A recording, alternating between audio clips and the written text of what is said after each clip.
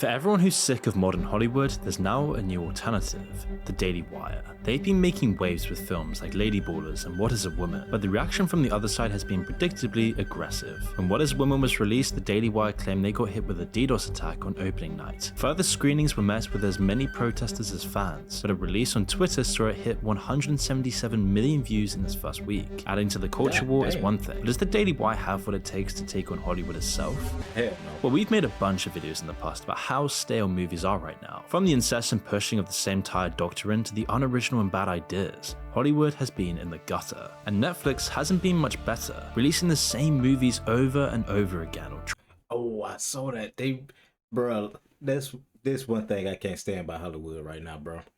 It's just releasing either sequels to old movies or it's just doing remakes. That's all Hollywood can do right now. Like, god damn, I thought the writer's strike was over. Like, bro, who like Chicken Run that much to go see Chicken Run from the sequel to Chicken Run from how long ago? Like, come on, who likes Chicken Run that much? Nobody. Like, bro. What other movies that was just cash grabs? Well, all the Disney movies, let's be real. All the Disney movies just been straight cash grabs. Because ain't been no original movies for real in a while. They ain't made no attempt to try to make something new. Am I wrong? No. Everything either Marvel, a remake, or what's the third one? I can't think of the third one. Damn, I can't think of the third one. But yeah, you know what I'm trying to say. Who else? Damn, I just had it in my head. Damn, I can't think of it no more. Okay. Drawing out shows until they inevitably cancel them on a cliffhanger. It's like they know that most people watching are just on their phones anyway, but where there's stagnation there's also opportunity. And so it's no secret that everyone's been pretty sick of nearly— That was Booth. Big George Foreman. Well, I ain't gonna say Booth.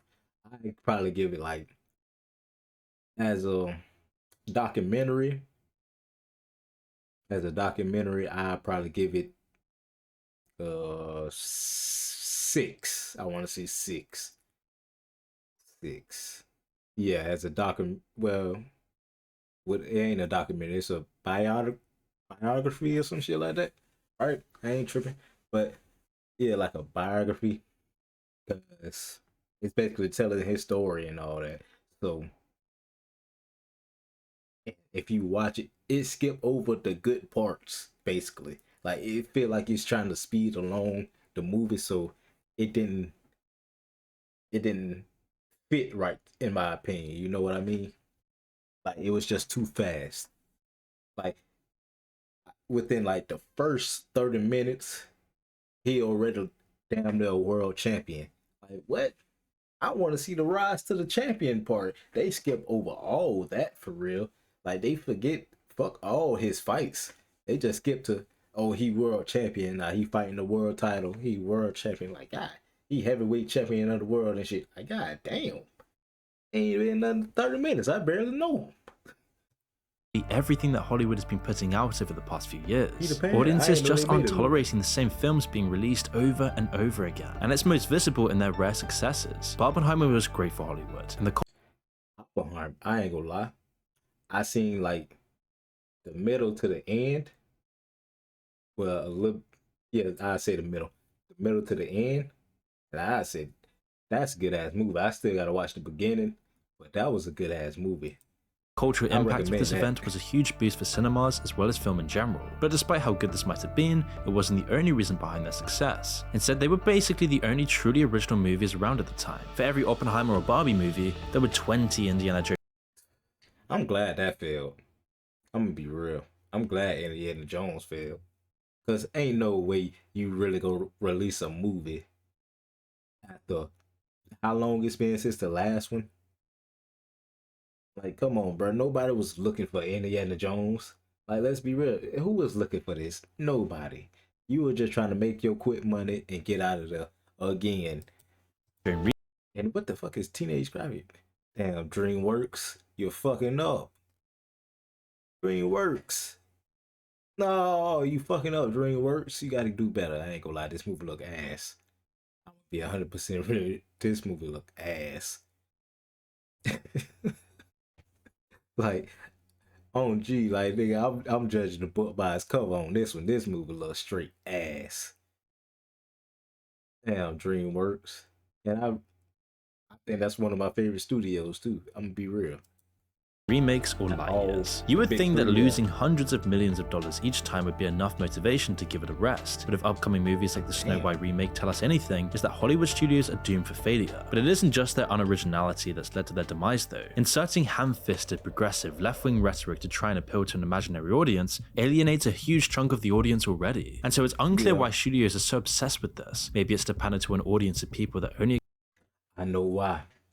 I saw another video they were saying, basically, it's BlackRock. Is that the name? Yeah, BlackRock. They say BlackRock own the 10% of them, man. They control everything basically, so they got to if they want a good score and all that blah blah blah. Bunch of bullshit. It ain't nothing but a bunch of bullshit and excuses, man. They a billion dollar company, multi-billion dollar company. They can do what the hell they want to. Exists in the minds of studio executives. Maybe it's ESG scores. But in the end, no matter what, there's not nearly enough idiots who'll watch anything that's marketed as diverse or challenges your perceptions. People don't care about this. At least not enough to keep Hollywood's bottom line afloat. I'm gonna be real. I do not care what the I say. I do not care that I wouldn't give a fuck if the movie was about a trans person. If the movie was good. If the movie was good and it was about a trans person, I wouldn't give no fucks. I'm gonna be real with you. I still probably watch it. But I know with how they do it, it's not gonna be good. They go for it, they not gonna make a good story. It's just gonna be, oh, I'm trans, so you should like it. No, you supposed to build a good story and then do all the other stuff. I don't know how to really say it. Like a TV show. You don't build a TV show around a gay person. No. You build the TV show. No. You build the show and then put a gay person in it. You build a good show, then put the gay person in it. Not the opposite way around. But that's how they've been doing it, and that's why shit's so ass, so stale, because they doing stuff like that. Damn, I had a backwards ass thought process just there, feel like. It could also be a reflection of Hollywood's politics as well. The same as Silicon Valley and most of California, a manufactured ideological campaign to push their own views on the general public. But if that's the case, then it's been incredibly blunt and ineffective, and not to mention hollow. If anything, it's only hardened people against whatever they're trying to push. We should take a special look at California because this is the woke utopia going down the toilet. But in the end, people don't really have any good alternatives in movies anymore, at least alternatives that are well known and visible to the average audience member. Netflix could have stepped in to give people everything that Hollywood has been lacking, but the reality of it has been less than perfect. Sometimes Netflix greenlights and produces excellent movies and shows, all the way from independent films to mid and high budget blockbusters. All Quiet on the Western Front is a great example, an amazing movie that wouldn't have found a home with the big studios. And so Netflix stepped in to distribute it. All Quiet on the Western Front. I might need to watch that. I keep that in mind. And it got the recognition it deserves. Other films they've had a large part in making, like Don't Look Up or Marriage Story, have shown promise as well. But with these few gems comes truckloads of unoriginal garbage movies that are clearly meant to just fill out their catalogue. On top of that, their treatment of writers and actors is really less than stellar. Streaming revenue is massive, but the people who are actually behind... Nah, I'm gonna be real with you. Streaming networks and all that, it's not as big as people think it is no more. I'm gonna be real. Well, in my mind, it's not as big as people think it is, because at this point, I feel like they pushing people back into piracy. Like, hey man, everybody about to put back on their pirate hats and shirts and everything and go back to pirating movies. Go back to the Pirate Bay. Like, I'm not gonna keep paying or get a free trial for one show. I'm not gonna do that when I can just pirate something and be done with it. They making it too. They removing the um easiness of it now. They making it too hard to go find shows and all this and blah blah blah. And fuck that. I could just pirate it. Fuck it, and be done with it.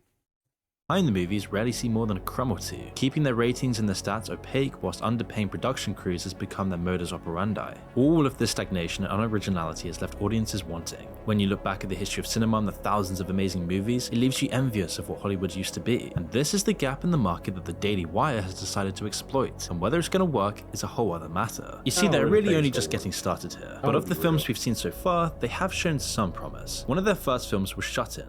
I was about to say is, I know the Daily Wire. It's probably not gonna do it. Be real, it's probably just gonna be pushing their own agenda and all that. Nobody really want that, man.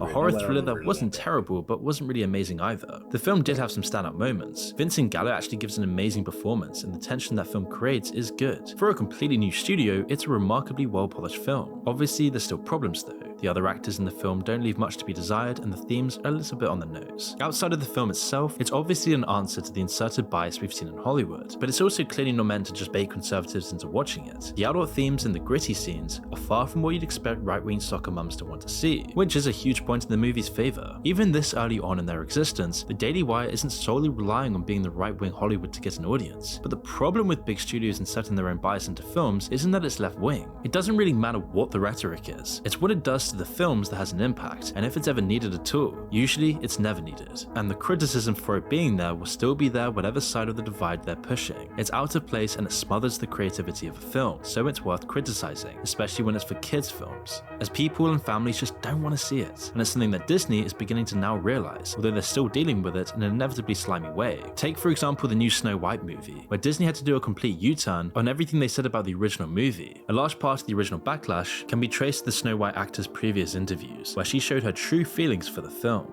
You said you were bringing a modern edge to it on stage. What do you mean by that? I just mean that it's no longer 1937, and we absolutely wrote a Snow White that is not going to be saved by the prince. She's not going to be saved by the prince, and she's not going to be.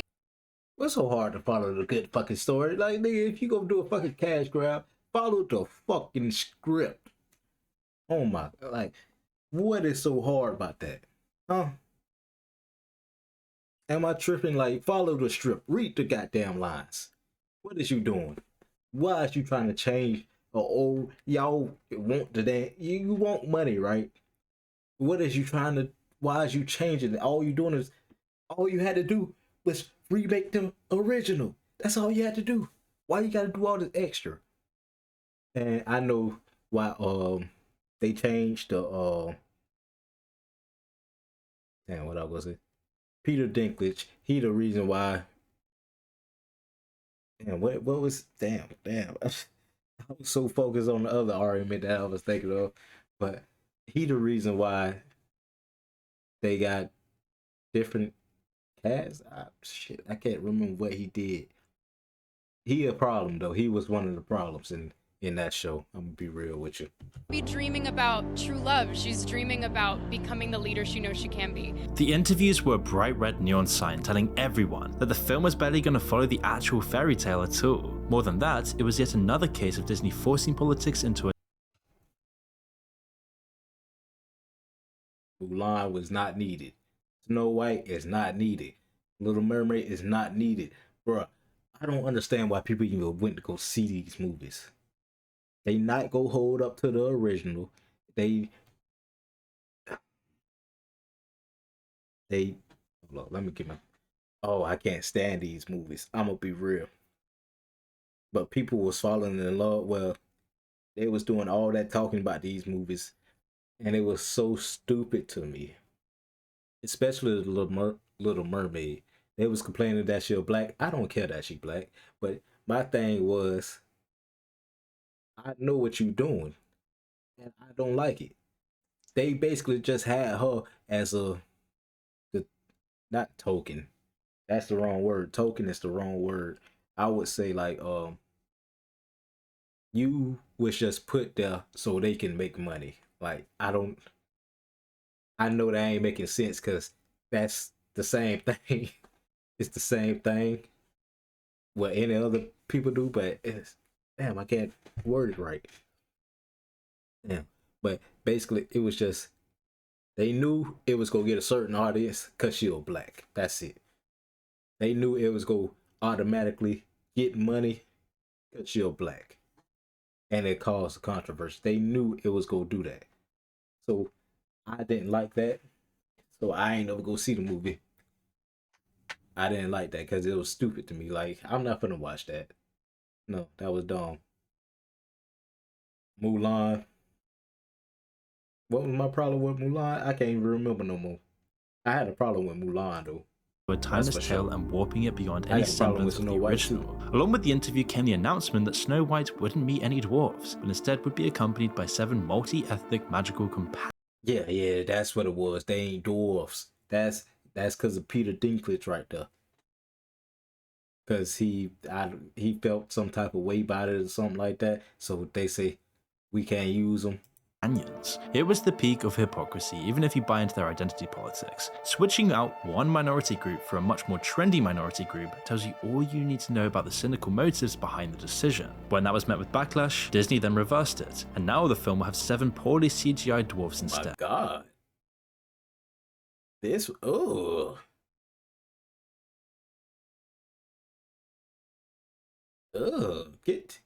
hey man, give your people a break.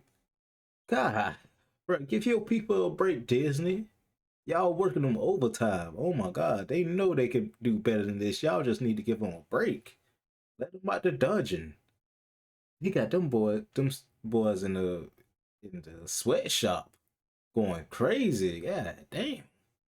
No, good and well they can do better than this.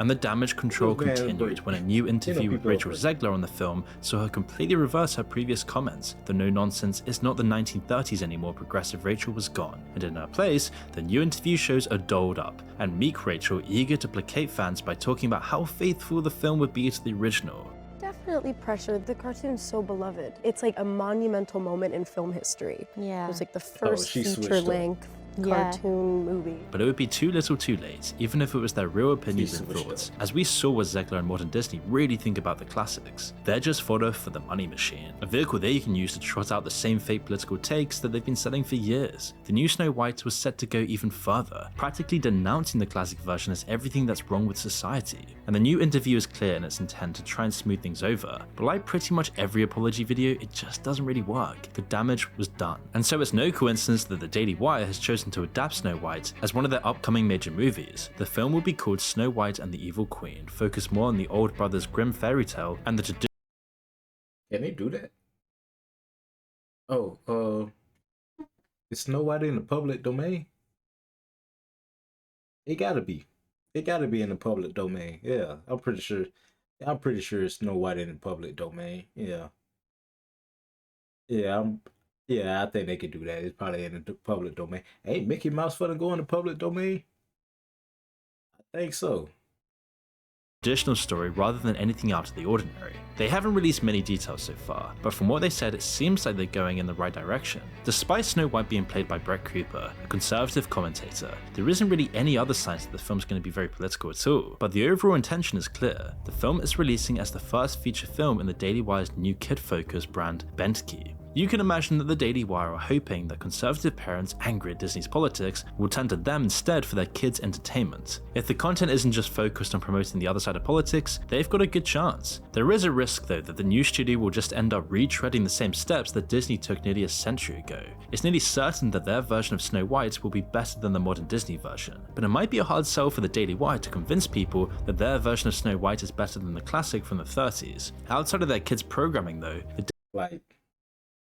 What's gonna fuck them up is you competing with Disney. Let's be real. You competing with you trying to compete with Disney?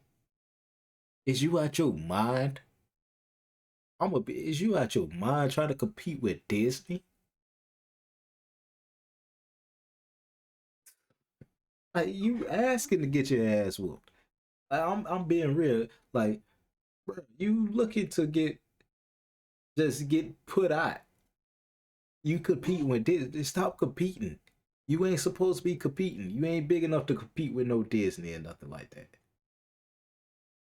They wildin', I'm being real. Daily Wire has been making new movies and trying new ideas with some promising success. Lady Ballers is the Daily Wire's most successful movie so far. Based on a group of men pretending to be trans and competing in women's sports, it seems completely opaque in its intentions, with the trailer calling it the most triggering comedy of the year. It does deliver on that level, but a large part of the humor revolves around that same core joke. It's not flawless by any means, but for a film with a shoestring budget and minimal production time, it does do the job it's set out to do. It plays off a lot of different tropes from comedy sport movies, mostly made in the 2000s. The acting obviously isn't incredible either, but when most of the stars of the film are political commentators, it's to be expected. The nature of the film meant they weren't able to convince any Hollywood actors to break the groupthink and play a role. Now if you take the Rotten Tomatoes reviews, then it's a smash. First off, you ain't have enough money to get none of the good actors. Let's be real. $7 million, who you go get? Am I tripping? Like, who you go get with $7 million? If your whole budget was $7 million, you was go get nobody. You had to do the acting yourself. Hit with a 91% approval rating, but because the movie is so enmeshed with the political issue it's making fun of, it's hard to really say whether the reviews are based on the movie itself or the message. Not that being real is probably the message. the movie makes any actual case for the conservative point of view. The world it takes place in is so surreal and the film is so tongue-in-cheek that it's more absurd than offensive really. But it's pretty unlikely that this is going to change anyone's minds on the topic. It's a right-wing movie made by conservative pundits for their specific audience. If anything, the movie makes less of a statement than the FBI did when they arrested one of the actors straight after the premiere. Not based on the film, according to them at least. Instead it was because of misdemeanors from January 6th that they just happened to chase up 3 years after. Although it's refreshing to watch a comedy that isn't going to pull any punches in what it does with its premise, there isn't anything else new about Lady Ballers. It's a one-sided take in a world of one-sided takes. It's fine for the Daily Wire to do it in a movie that's specifically designed as a vehicle for that message. You might hope that they'll branch out over time, but it's not an issue this early on. Unlike Hollywood, the intention isn't to slip the political bias past the viewers and package it with the things they already like. And the fact that the Daily Wire's take on Snow White and Lady Ballers are seen as subversive is a sign that the pendulum might be about to swing back the other way. Films like this were common just 20 years ago. Comedies that pushed boundaries and made fun of divisive social issues. With Hollywood leaving all of that behind, new blood needs to step in to fill the gap. And whilst the Daily Wire might not be avoiding the culture war that brought us to this point, at least it's not representing the other side. It's a direct response to how Hollywood pushes their message over and over again. Anything that challenges the monolithic dogma of modern Hollywood is something to be celebrated. Pushing towards freedom of expression will only be good for the film in the long run, and if the Daily Wire can find success, it'll inspire others to try their hand as well. And it's pretty doubtful that the politics of Lady Ballers is the only reason behind its relative success anyway. People are simply desperate for something new that doesn't just feel like a cash grab. The massive success of innovative mid-budget movies like Godzilla Minus One, or even Hollywood's few wins of the past year, are evidence of that. Even if Be real, I don't think it's gonna stay around too long, but it might push them out of this. Like, what's after the golden age? Like the 2000s and 1990s to the 2000s, 2010s. That was the golden age of Hollywood. But obviously, everything gotta come down eventually. So right now they just in a little slump. So everybody probably could come out right now and do decent. But once Hollywood get to rolling again, start putting out good movies, they go put them out there. They can't compete no more once they get back right. They're gonna have to jump out that water. The big sharks coming around again. If they're based on old properties or brands, they add something new, and eventually Hollywood will have to adapt or die. Yeah, eventually.